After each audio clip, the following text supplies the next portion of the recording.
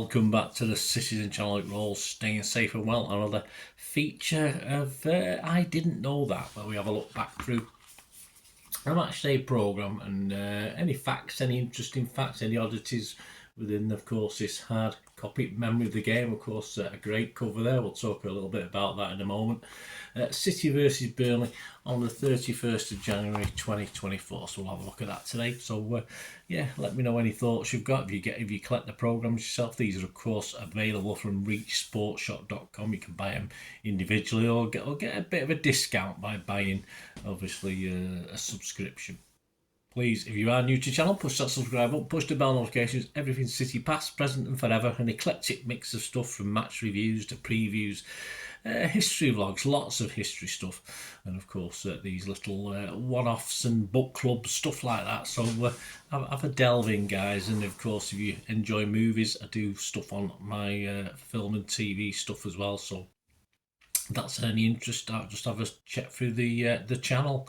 Right, let's have a look at this programme. The cover, yeah, it's a great cover. It's up there now. Vinny in the background. It's always nice when you pay a little bit of homage. Not all the programmes have anything for the away team, but I think Vinny's a little bit special, isn't he? And I did actually sort of not arguing, but looking with my lad, and obviously some familiar faces seem to be in the background. I mean, I can definitely recognise Sergio and Gundo, I think. Have a look at it, guys, if you've got it. Anyway, see if you could recognise anyone else. But my lad could see Joe Hart as well, which I didn't quite agree with. But yeah, have a look and see what you think. So, but another great cover. So well done, City, for that as well.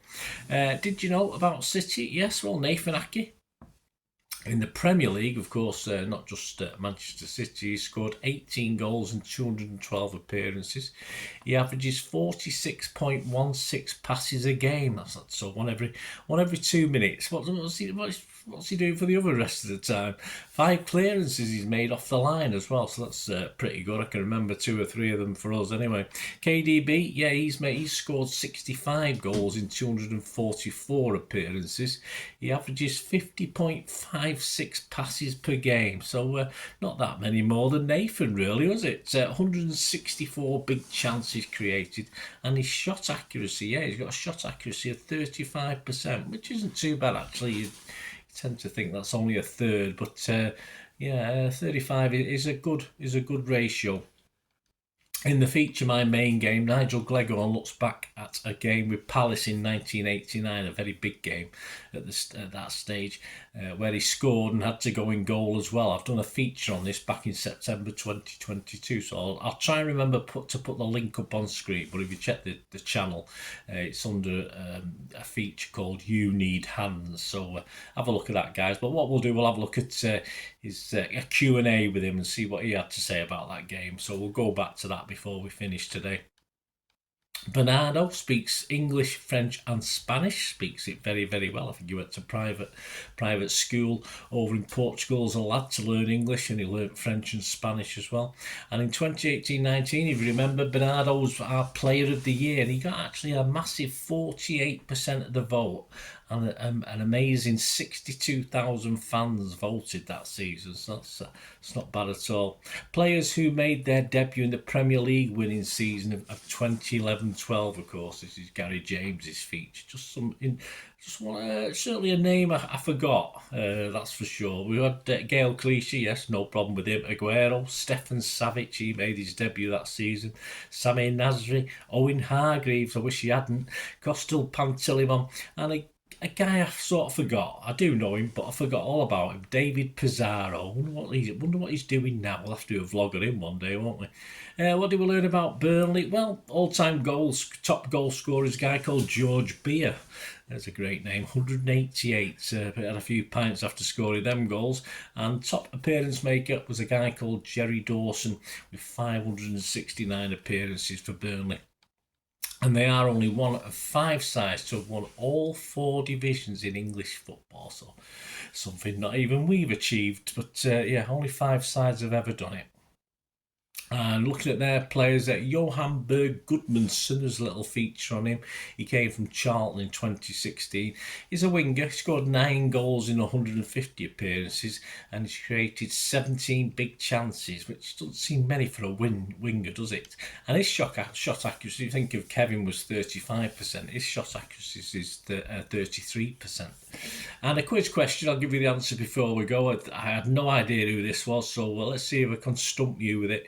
Question 10 was, which ex-City striker managed Burnley for 15 months in 1996, 1997? So you're going back a bit, you have to have a bit of age on you probably to know that, but which ex-City striker managed Burnley for 15 months in 1996-97? Just a new thing I've done, because I always wondered about the attendances. Of course, what we get crowds. The last couple of games we've had, the 30th of December, a 3-1 home win against Sheffield United, there was a crowd of 53,488. And on the 7th of January, our Huddersfield FA Cup round 3 game, a 5-0 victory, of course, attracted 51,939. So interesting difference between that. Of course, with the Huddersfield game, they did. Of course, they got more of the ground with the segregation, but yeah, so not bad. A few empty seats, of course, but we're not going to bang on about that, are we? Right, back to the excerpt of the day. This is my main game, of course, with Nigel Glegor. And he looks back on the eventful day when he scored his first City goal at Maine Road before putting on goalkeeper's gloves in a crucial meeting with promotion rivals Crystal Palace. At the time, we were battling it out to get up. He was asked, with so much at stake, the start of the game could hardly have gone any better with you scoring after just a few minutes. He said, I remember coming on to the Main Road pitch and the stadium was packed to the rafters. Yes, I was there that day.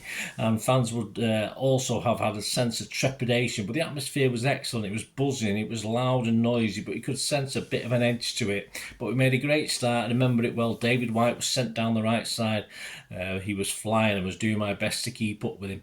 And lucky the ball had to travel 35-40 yards to get across the pitch, so I had time to get there at the far post and put the ball in the net. I didn't realise I hadn't scored at Maine Road until afterwards, so it made the goal even more special because it was such a big game. If you're going to score one, you might as well make it count. This sort of settled us down a bit because Crystal Palace were a very good side, and up front they had Ian Wright and Marc Bright. Yes, Bright and Wright. Bright, and they were a handful for anyone. They chased us down all the way to the end of the season. He was asked, there was plenty more drama to come. You had to go in goal at Walsall earlier in the season and once again took the gloves for the second half against Palace. So Nigel said, Andy Dibble had a recurrence of an injury and at half-time I had to go in goal. It felt very different to the Walsall game because this was a very different with Wright and Bright and a full house. I was a little bit nervous, and as we were going out, Ian Wright had a little quip and a little bit of joke, but Marc Bright was a lot more menacing and said what I would probably have said in that situation. I'm going to smash you if that ball comes anywhere near us. So that didn't exactly settle my nerves. When they came out on the pitch, I think you could sense there was a little bit of, oh my word, trepidation among the crowd, because obviously it was a massive game. It was probably our biggest game until we played Bradford at the end of the season. But once the game got underway again, I could feel the crowd were really getting behind me and at the team. I think the City fans are at their best when there is adversity, and there was plenty of that in the second half of that game. And you could sense there was a growing confidence amongst them, as well as the support for the team that was fighting tooth and nail against a very good side not to give up our season's work. And he was asked, how did the second half go? It was like the Alamo. Older listeners, please check with your father. I can only say, granddad, I can only say the lads in front of me defended everything until Wright scored a spectacular free kick. I didn't have many saves to make because the boys defended so well in front of me, but you could sense we were dropping deeper and deeper and the inevitable happened.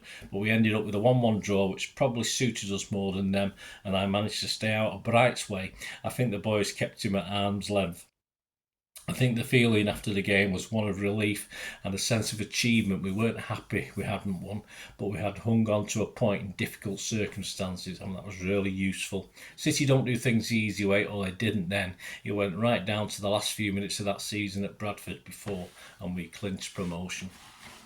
There you go, my little thanks to Nigel Gleghorn. Then yeah, an interesting day. Yeah, I mean, you probably looked at it, 2 points drop there, but I think as Nigel said there, the fact of losing your goalkeeper, and you didn't have a reserve goalkeeper in those days, it was probably a point gained, and it's didn't do us any harm in the final knockings of the season, did it? So there you go, Nigel Gleghorn. As I said, I'll try and put a link up, but please seek it out. You Need Hands special. It'll be on my YouTube channel with Nigel Gleghorn in that game. Right, back to the quiz answer before we go. Yes, did you get it? Yes, which ex-City striker managed Burnley for 15 months in 1996-97? Well, it wasn't a City long, but it was well liked, I think. Yeah, I remember.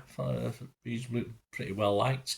And of course, it was Adrian Heath. So Adrian Heath managed Burnley. So there you go, guys. Let me know. Hope you enjoy this. I didn't know that City versus Burnley from the 31st of January 2024. Let us know any thoughts, any memories. It'd be great to hear from you. Until we meet again, that's one thing, don't I? Please stay safe, Blues. Come on, City.